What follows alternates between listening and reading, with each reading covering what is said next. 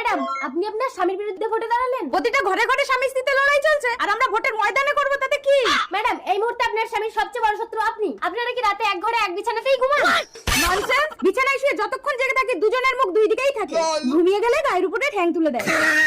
তারপর ঘুম ভাঙলে কি করে? ঘুম ভাঙলে আর কি, তোমাদের প্রিয় প্রার্থী নিজের ভোটটাও আমাকে দিয়ে দেয়। ঠিক আছে, আপনি মিডিয়াকে বলুন আপনি মানুষের জন্য কি করতে চান। আমি মানুষের জন্য নিঃস্বার্থভাবে কাজ করতে চাই, মানুষের প্রয়োজন পূরণ করতে চাই। আপনি কি ভোটে জেতার জন্য মিডিয়ার সামনে মিথ্যে প্রচার করছেন? একদম না, আমি মানুষকে প্রমাণ করে দেবো।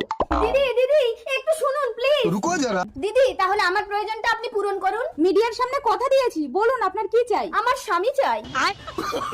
আমাকে কেন ধরছেন? নিজের স্বামীটাকে দান করুন না। ঠিক আছে, চলুন চলুন। আমি এবারের নির্বাচনের প্রার্থী, আমার নিজের স্বামীকে আমি তোমার হাতে তুলে দিলাম।